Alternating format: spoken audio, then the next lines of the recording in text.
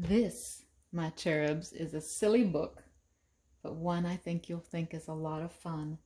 This is Edward Fudwupper, Fibbed Big, explained by Fanny Fudwupper, his little sister. And this is with the help of Berkeley Breaded.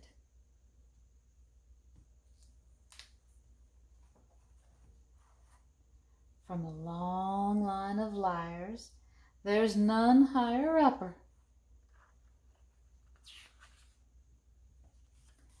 Than my fibbing big brother, the Edwurd Fudwupper. There he is now. I know just what he's doing. He's thinking of who could be next for some fooling. Edward's been cooking up fibs full of fooey. He'll serve them up sweet, all gooey with hooey.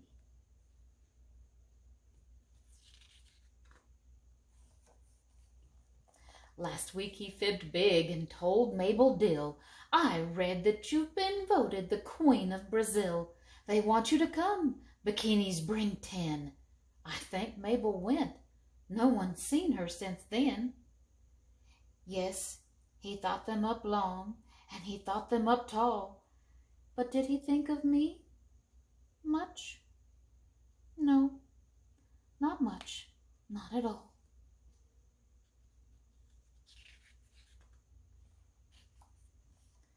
Like the time he fibbed big and told Ben and Dinky that I'd been born by a poodle named Stinky. That wasn't so nice, but that fib I'd forgive, if only he liked me or noticed I lived. Oh.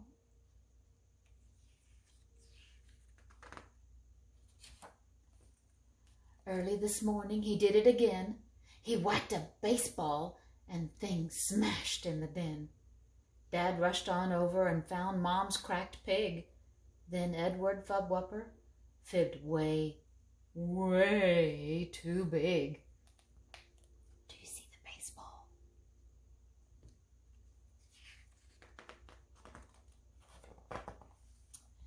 It's all truly, clearly, quite simple, you know. The whole thing was done by 2 pigs from Pluto. They were cruising by Earth, looking down from above, when they spotted Mom's pig and fell deeply in love.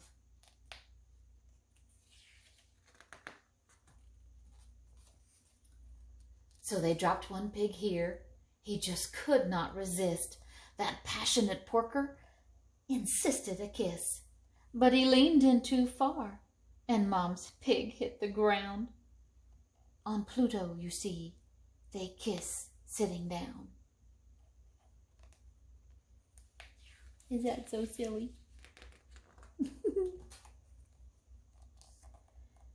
Then he left broken-hearted, upset and unseen, and his ship picked him up with a pig-lifting beam.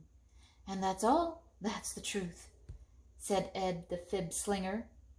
In the whole of fib history, a whopping humdinger. Then a yelp and a howl and a scream from nearby. Lorna May Loon had been listening outside. Mabel Dill, she cried loudly, has been missing for days. She must have been grabbed by those pig-lifting rays. She got to a phone and screamed loud and shrill, Space monster piggies have nabbed Mabel Dill.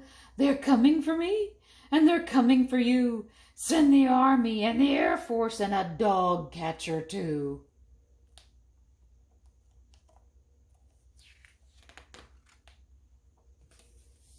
And that's just what they did. They came for space pigs, with planes and with tanks and with loud whirly-gigs. Oh, it was dreadful, a real world stopper. And all from an Edward Fudward Fudwupper. Oh my goodness. They pointed loudspeaker dishes into space, and those generals roared until red in the face. Now listen out there. We'll shoot, yes we will. Come back here at once and bring Mabel Dill. Edward watched all of this for quite a long time, but people were staring at something behind. Oh, rats, Edward thought. How much more could there be? Uh-oh. A face filled the sky from the hills to the sea. It did not look happy, nor pleasant, nor soft. In fact, that big thing looked somewhat ticked off. It was purple and green, with an eye in its snoot, and it opened its mouth, roaring, "Who started this hoot?"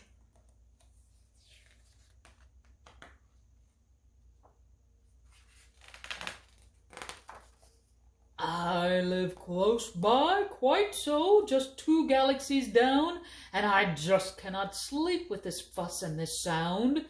I know nothing of pigs, nor a lost Mabel Dill, so someone's been fibbing with slippery skill. Who is this gnat? Point out where he's at. Show him to me, and I'll swat him down flat." Do you see his bunny slippers?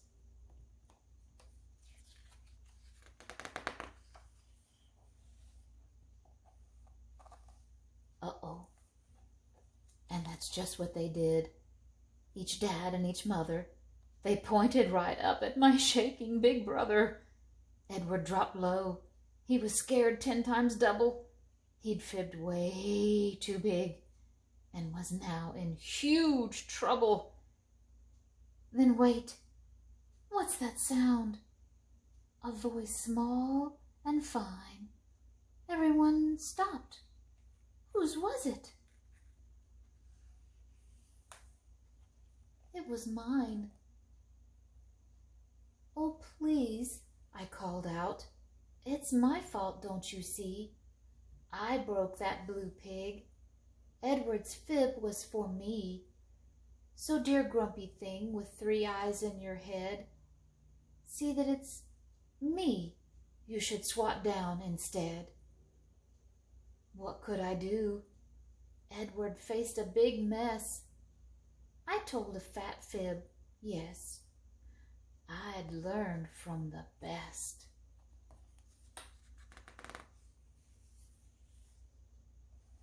I thought I'd be smooshed, smashed, squashed right on down. But that big face looked in with a smile, not a frown. "I think," he said firmly, "you both are big fibsters. But out where I live, we're not loved by our sisters. Mine, by the way, I have left all alone, and now I'll go back to her sleeping at home."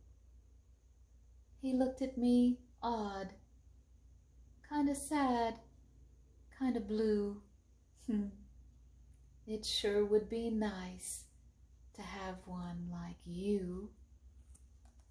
Aw.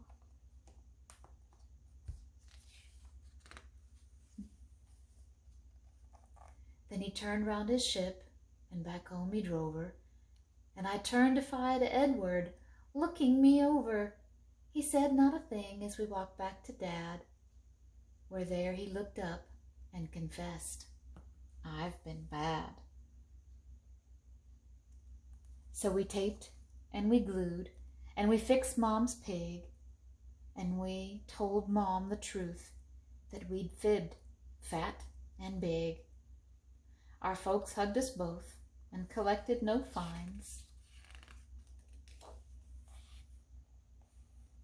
But we sat in time out to pay for our crimes. Then Edward looked at me with a smile that was new and said, "It is nice to have one like you." 2 former fibsters, that Edward and me, but brother and sister we finally be.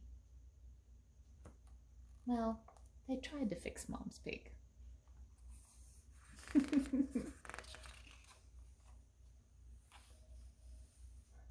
And if somebody knows where Mabel Dill went, please tell her from Edward that no harm was meant. Oh my goodness. Poor Mabel Dill thinks she's Queen of Brazil. I hope you like it, dears.